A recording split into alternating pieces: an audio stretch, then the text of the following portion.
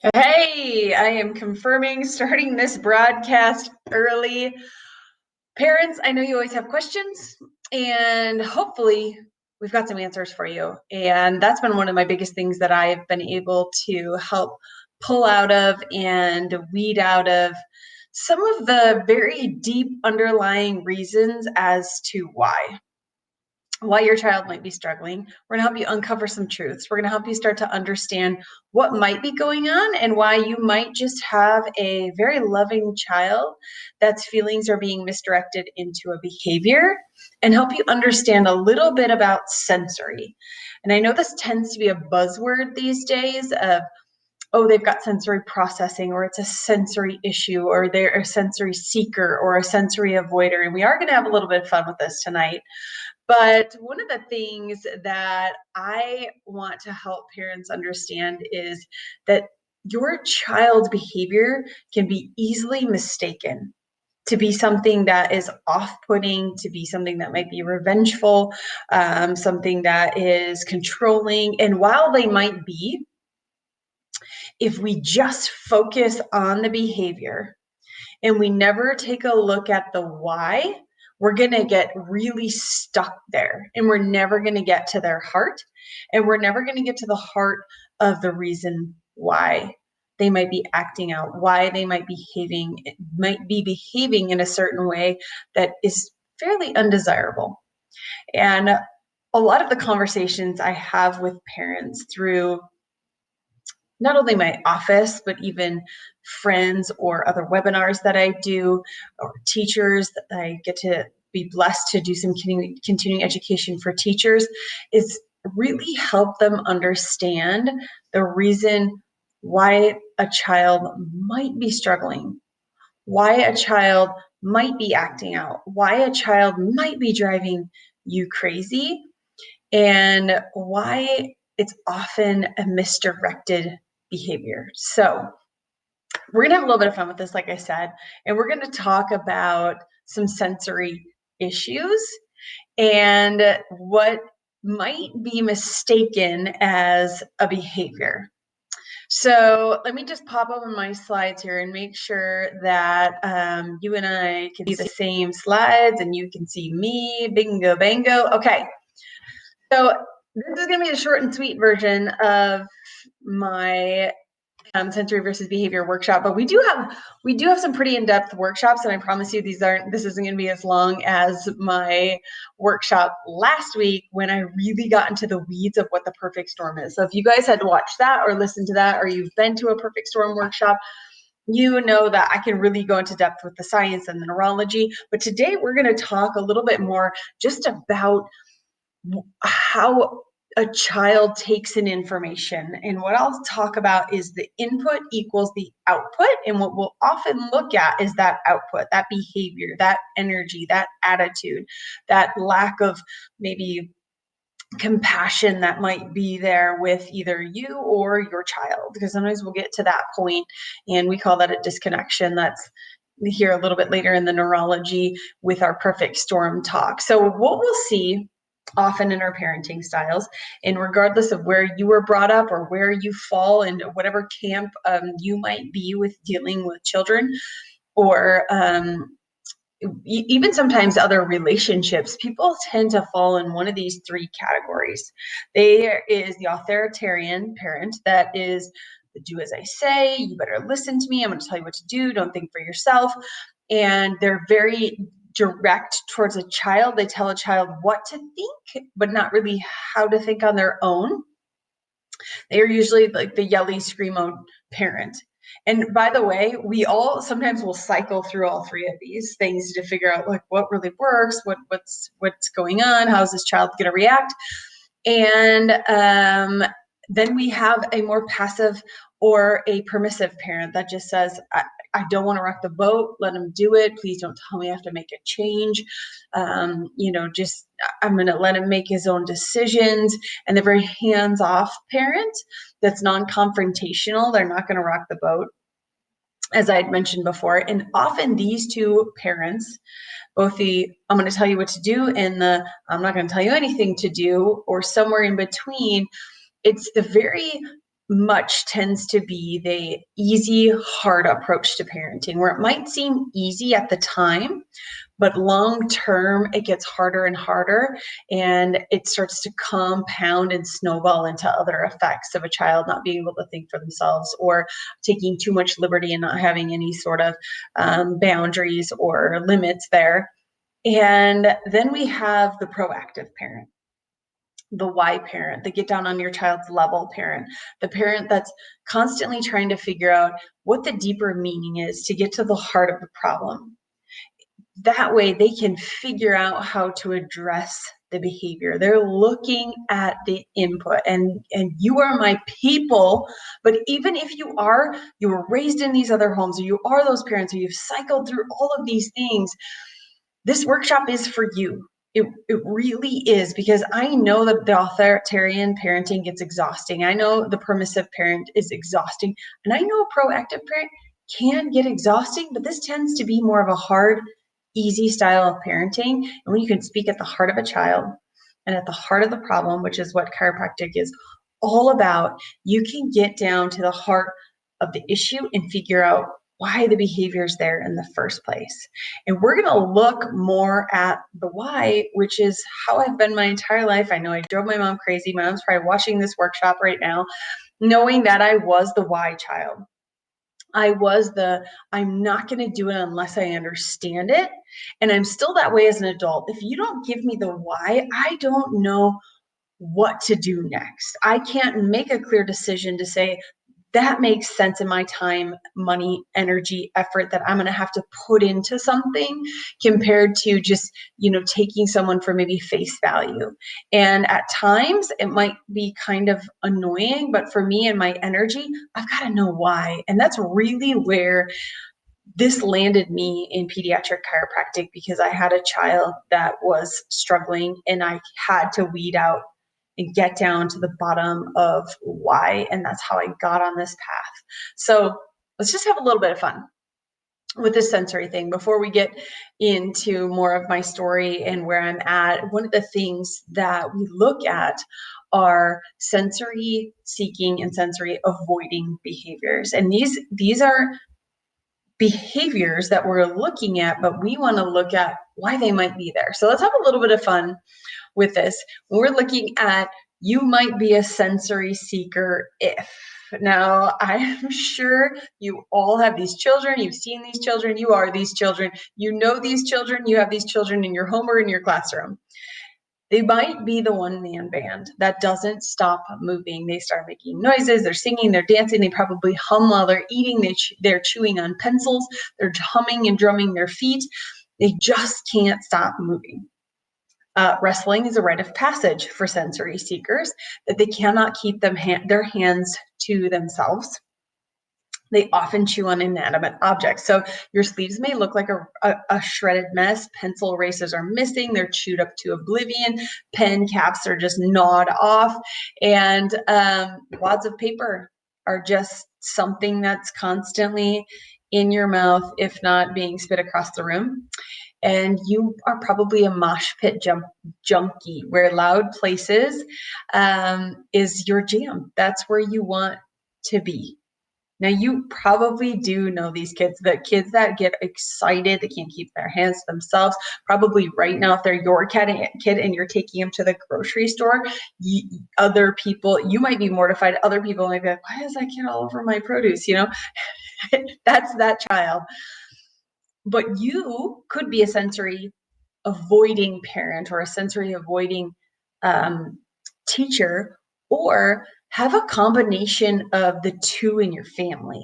And this can be really tough, but sensory avoiders possibly need sunglasses indoors, right? Classroom lights are too bright. Walking outside is too bright. Their eyes are watering. Usually the ones in our office, that when they lay down on the table, the lights above them are too light. They need sunglasses. Your diet is one color of the rainbow. That's white. And typically do not want to try any other new food. We're going to talk about why that exists here in a little bit. The finger tap or the one-man band is going to drive you absolutely crazy. You cannot focus, or the child cannot focus when there's noise and commotion around them. They can't shut that off. If they do fall down, skin their knee, something hurts, there's an injury, they're going to talk to everyone about it. They're going to show everyone about it, but they're also going to let you know about it happening. It's going to be very dramatic. It really hurt, mom, look at my owie. And then I'm going to tell everybody else about it just so I can get their sympathy as well. So they know how much pain I went through. They're the ones going into the grocery stores or a gymnasium or into a classroom, and there's too much noise. Things are too overwhelming. It's very loud. They might be the kid in the parade that's hiding with their ears covered, earmuffs on. It's too overwhelming. And somebody chewing their gum may cause you to plop their death. And I have a little winky face after that. But we all know the people that can't handle chewing and can't handle chewing in their ear. So here's what we need to know about sensory, though. You don't read this slide, and one of the things that we know about sensory is, unlike blindness or deafness, where the information can't be received by someone, instead information is processed differently or unusual in a way that causes distress, comfort, or confusion. So sensory processing diagnosis, a neurological condition or disorder. I know that nobody necessarily likes either one of those words, that causes difficulty with processing information from the five senses.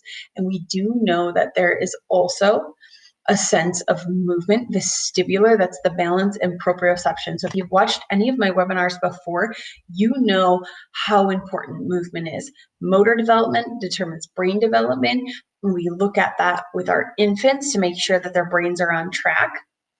That movement sense is a big deal. And you will also know with your sensory seekers and sensory avoiders that the coordination can be, typically with an avoider, very off. They really will have some motor control issues that are off. They're very lackadaisical in their body movements.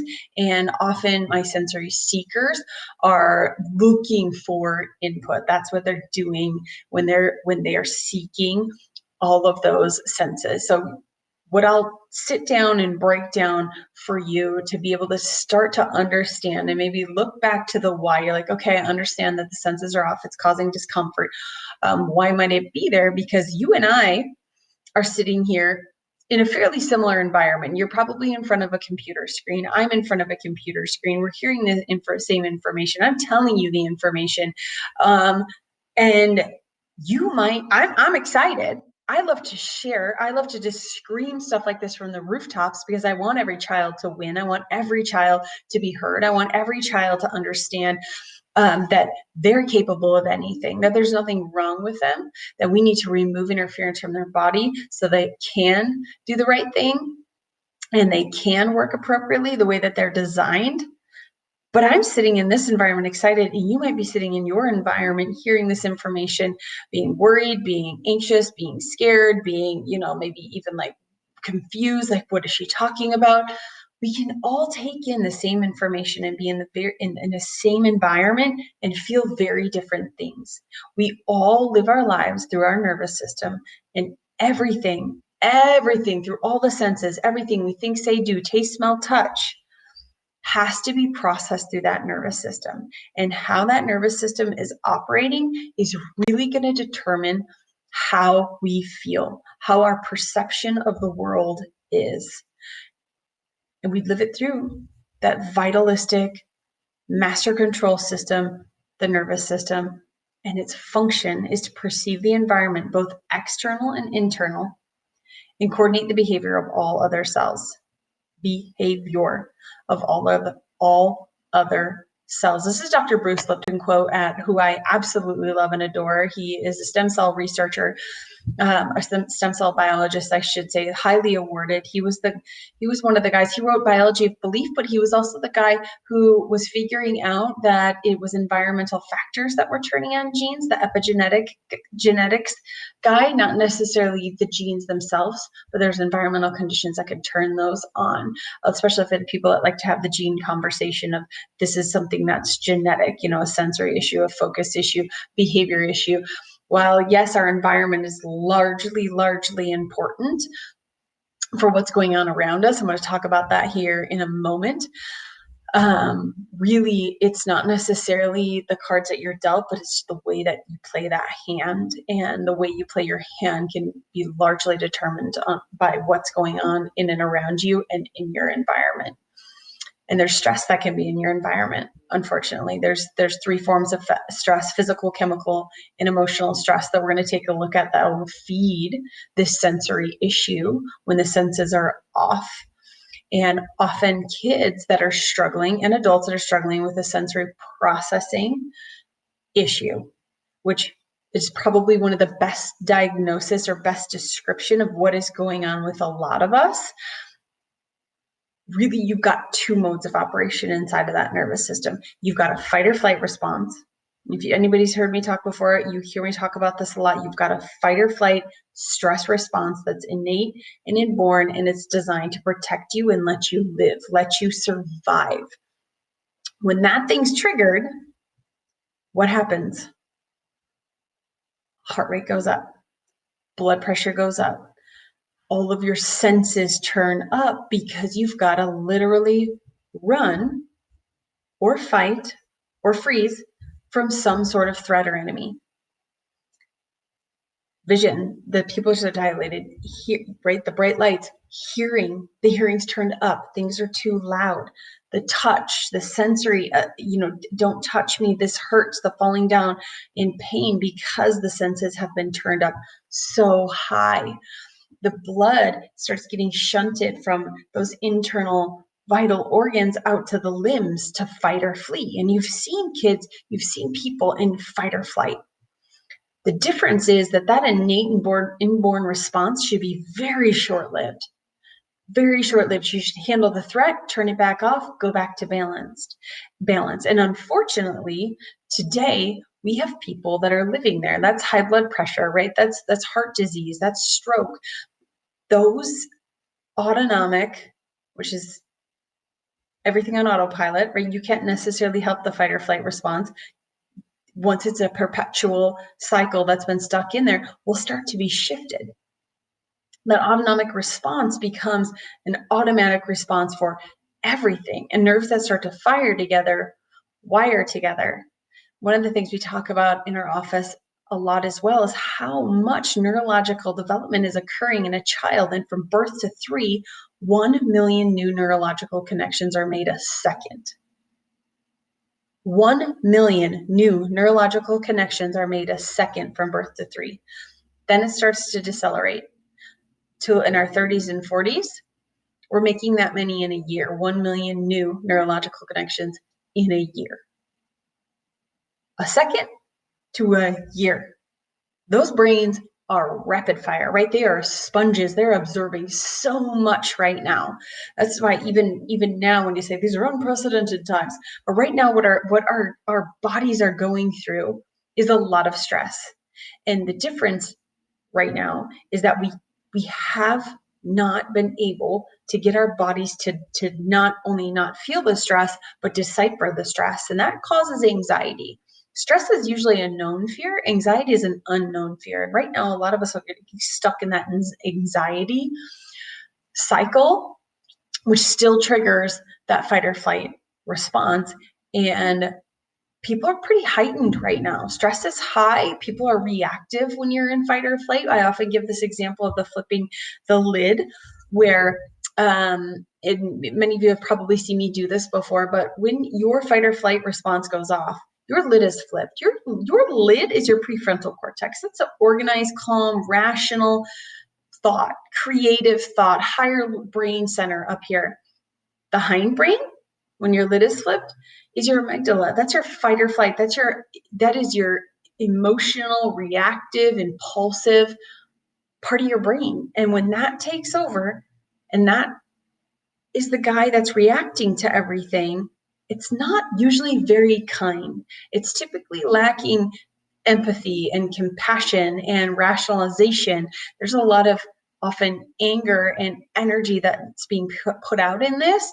And this is just a side tangent, but we're really starting to vilify, whatever camp we're lying in, of the stay home people are the bad people, or the come out people are the bad people, and we're going to vilify both sides. And we're, once again, whatever camp you're in, we can tell the people that are just stuck in that fight or flight, they're not able to use their rational brain to even have a calm, organized conversation, perhaps with somebody that they might very lovingly have a great relationship with. There's some families being torn apart by this and their discrepancy on who's right and what they should do or not. So this is even bigger, than just a virus. This has been obviously a huge deal, and you don't need me reminding you about it. But if you think about where bodies are at right now, our kids are kind of confused on what's going on. Because if you're not sure what camp you're in, and you're not sure how the body works, and you're not sure if you should be afraid, or if you should go out, or if you should wear a mask, or if you shouldn't, or if you should grow your immunity naturally, or if you should need a vaccine, kids are ultra confused because they're relying on us to pick a camp and to be a rock and to be solid for them. And if they're feeling our nervous, anxious energy, they're definitely picking up on that. And right now, I know beyond a shadow of a doubt that there are so many more behaviors that are being heightened right now. So take a baseline child with sensory and add constant stress to it, add constant light, add constant action, add the unknown, a lack of control, and that thing is going rampant in homes right now. There are so many parents that are so stressed out trying to figure out how to work, typically from home, how to homeschool, how to homeschool kids. Like, you got 3-4 kids in different grades, maybe different schools. There's different communication styles. Some are Zooming, some are just packets online, some are getting phone calls.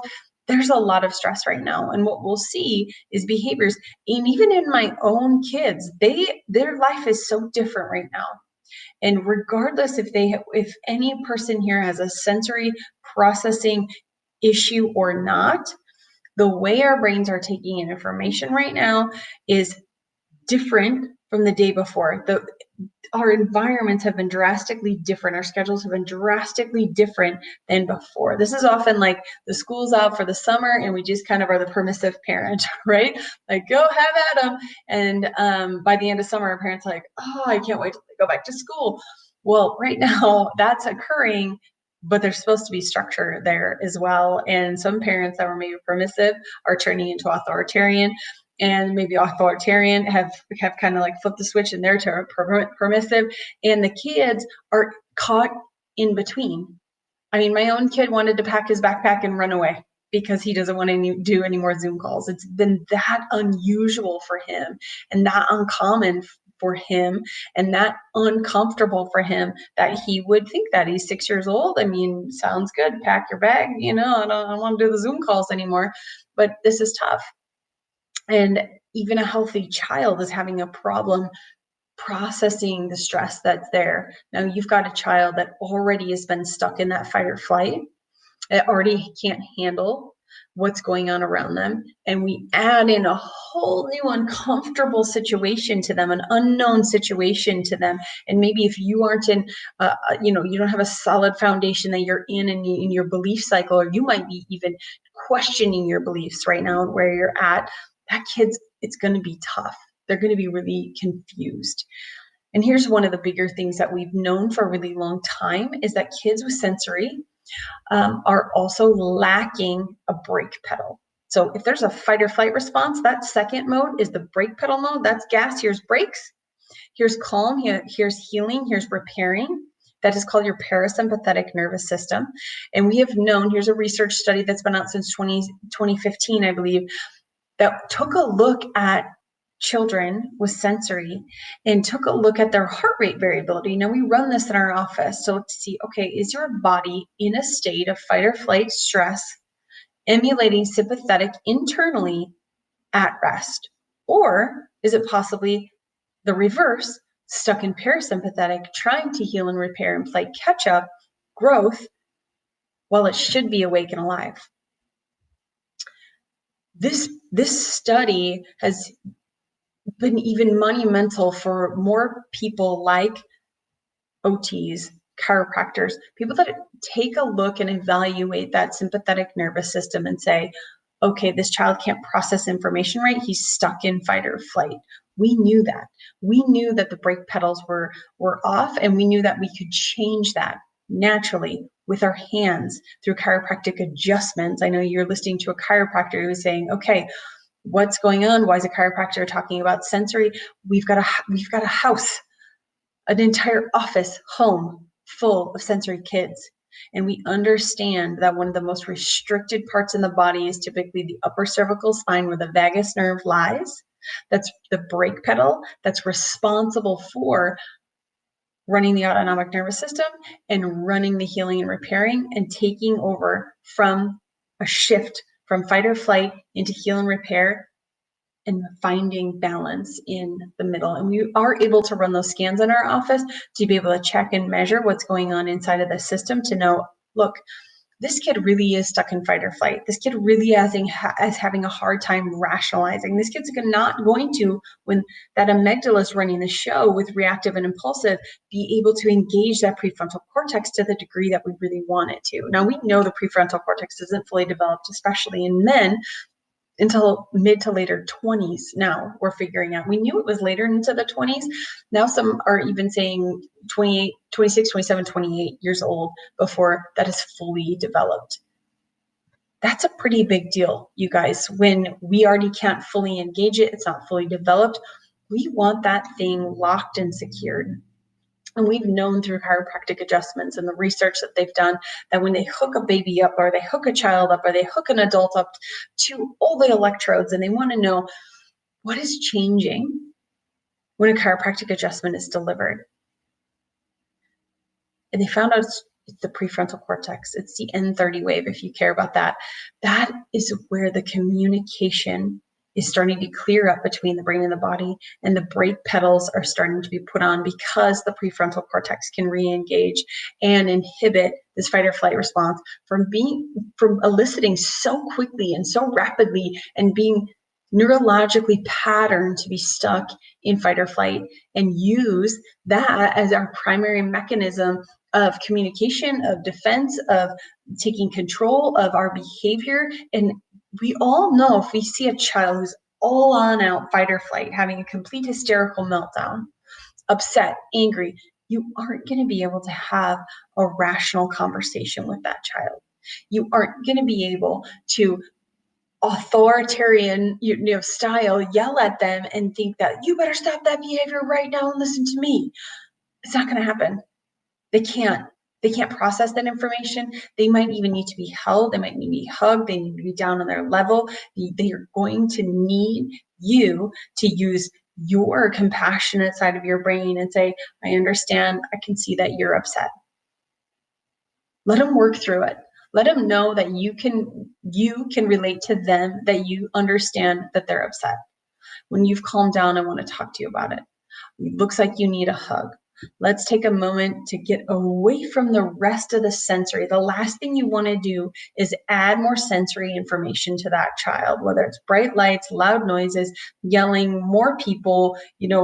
Sometimes they want touch, sometimes they don't want touch. It kind of depends on if they have a seeking or avoiding behavior. They might just need to be alone to calm down, or they might need you there at their level to be calm and to be a rock and to be there. I had a mom just last week have to hold her child for 2 hours because he was so stuck in fight or flight, trying to work through what we call a neuro detox, where their body is detoxifying and unwinding and unleashing and unwrapping that fight or flight neurological pattern that had been started to be ingrained in them as a young infant or child. And it really does start out young. I'm going to be pretty bold when I tell you 85 to 90% of the children I see have had this path, but often it starts, and moms, you cannot blame yourselves for this. I have too many moms that, have mom guilt left and right. It's Mother's Day weekend. We aren't going to have the mom guilt about this. We're going to know that our windshield is a lot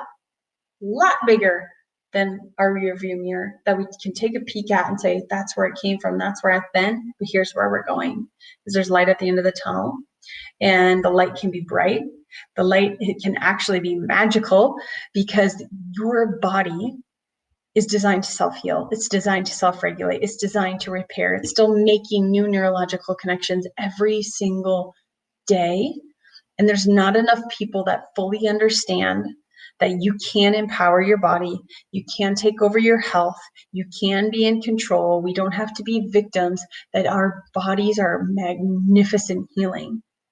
They're magnificent at learning new things if we give it the opportunity and we give it the chance. And for me, I had to understand the why and where it came from. Where does this fight or flight response start? How does it get so rampant inside the body? And what can we do about it? Once again, the windshield, because now I can make clearer decisions on this makes sense, I'm going this way, instead of somebody tells me this is what you should do about this behavior. I need to know why the behavior is there in the first place in order to know what direction to go, whether that's a therapy, a supplement, I didn't go obviously a medication route, or whether it would be a medication. Something has to completely line up for me to say, yes, that makes sense.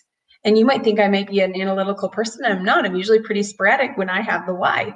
And what I've had is a really good, solid core foundation in my belief system, and what I know is true about the body, and what I know is true about our lives, and what I know is true about the healing capacity and the design of the human body. That's what I have true. Nature needs no help, just doesn't need interference. And we've got to find what's interfering with our children and ourselves living the best, most elevated life possible. So moms, look ahead. We're going this way. Check the rear view mirror and look to see, okay, was there a pregnancy or fertility challenge? And when I said that 85 to 90% of the kids that I see have this path, there's typically a birth intervention or a birth injury that had occurred that started to lead them down this path. But sometimes we can just set them up. We can load the gun a little bit during that pregnancy if there's been a huge challenge there. If there was some anxiety that was there, if there was some worry that was there. With my own kid, I had a lot of worry and anxiety. I was opening a new practice. I moved to Idaho. I didn't know a soul. I was trying to figure out, where my life was going. And my baby's getting my hormones. My baby's getting, we say your baby's getting your bloodbath. Anything that you are feeling, thinking, doing, the baby's getting that. So my baby was getting that. I wasn't really thinking about that as a mom that was pregnant. And even some of my moms that say, you know what, I had the most peaceful pregnancy. Everything was great. I was eating kale chips and doing yoga. The perfect baby that we've just formed in utero still has to get to this outside world.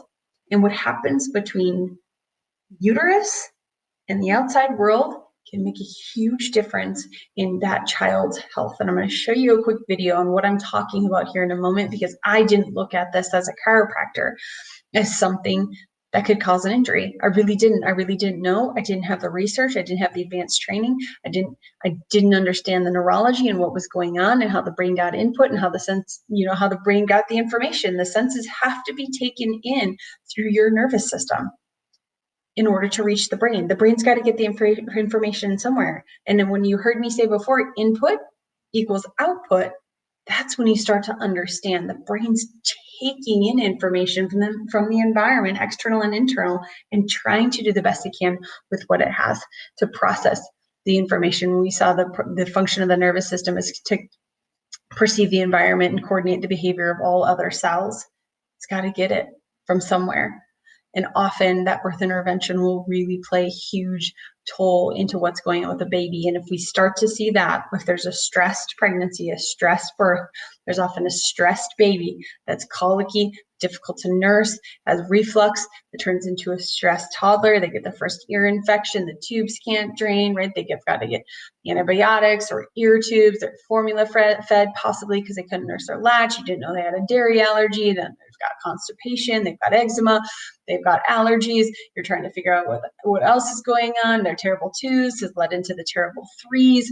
Now they're not sleeping through the night still. They might need wanting to be potty trained. They might not be talking well. They might not be thinking well. They might be just advancing into this sensory stuck child. By the time they have to sit in school, pay attention and listen is when parents will really start to notice they cannot focus. Their brain's looking for input from somewhere else. And if we continue this process and we continue to miss it, try to cover it up, try to just say they'll outgrow it, just say that it's normal, which it's really not, it's just common. They become exhausted, angry, anxious, and depressed teens. Unfortunately, we're seeing a lot of those right now, especially ones that are separated from their friends. They're not getting that social environment that they need. They all turn into burnt out, stressed out, exhausted adults. And especially number 7, if you are the one that's been through 1 through 6 with your child. It's a big deal. It's a really big deal. We go down this path so steeply, and we tend to get to a point and look around and say, how did I get here?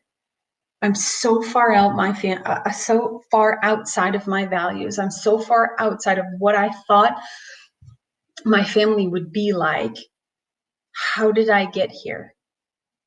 And you might have turned into the authoritarian or permissive parent because you just can't figure out what's going on, maybe with the way you're receiving information, or how your child's receiving information, or how you're receiving information from the entire world right now. But when you get to a stuck, burnt out, anxious parent that doesn't feel like they're being a good parent, I feel you. Because I remember trying to read through the pregnancy books. I remember trying, and by the way, the pregnancy books that weren't necessarily the ones you want to read. It's about everything that could go wrong, right? The what to expect when you're expecting. I remember reading the parenting books thinking that I was doing something wrong. And what I didn't look at was the most formidable time during what I had with Landon was a very, very fast birth. So I'm going to try to play this video. Oh, maybe it's not going to load for me. So what this is a scheduled cesarean section. Let's see if we can play this. It looks like I'm going to have to actually download that from YouTube in order to get that to work. Oh, shoot, I'm going to put this in the chat and in the comments because this one is really, really important to see and to understand what exactly is going on during the birth, because there's over 60 pounds of axial torsion and traction that goes into a natural vaginal delivery. And what we've found is that 99 out of 100 infants have some form of neurological interference from birth, which is a huge deal. That means 99 out of 100 kids are going to have altered perception to their brain. It means 99 out of 100 kids, whether it was a lot of interference and a huge amount of neurological interference or a small amount, they still can't take in their information the way that it was designed. Their brain's going to do the best it can with what it has, but what it has is altered perception, and what you're going to get is altered perception. You're going to get the behavior from the incoming information. And what we do in our office is we assess it. Those of you that are on here watching, you're patients of mine, you're like, okay, I'm starting to understand this a little bit more about what's going on with my kid, because we go through a process with our patients to say, let's get the stress off. Let's let the body learn something new. Let's let it stabilize, and now let's let it restore. And during those phases that the kids are going through, you often watch even regression in behavior as their body's undoing some of those neurological patterns that they didn't want anymore. And they're starting to rewire new neurological patterns. And then they're starting to be more calm and more happy and more agreeable. And now they're still going to be a child. They still might have a meltdown. They still might not agree with what you say. They still might need to know why and have you down on their level to talk to them and say, what's going on? I can see that you're upset. Can you tell me about that? How are you feeling? And if you can relate to that, I remember, you know what? I remember being 7 and that was really tough. I remember when my friends, whatever, told me my coloring was stupid too. And it made me feel kind of bad. How did you feel when they said that? Have that sort of dialect with them. They're still going to be a child, but when they can take in information the right way, and right might be subjective, right? When they can take it in a healthy way, in their most healthy form, in their most elevated life experience, you're going to have such a better connection with your child. You're going to fully understand where the behavior might be coming from. But when the senses are off, the behavior's off, parenting's going to be off. You're going to be fluctuating between all of those parenting styles. But when you get down to the heart of the matter and you can be the proactive parent and you can understand what's going on with that child, we can get their nervous system in balance, restored, and connected. We don't have as many struggles. And I know that seems like a really bold statement, but I've seen it time after time. I've seen it again and again. Once again, then nature needs no interference.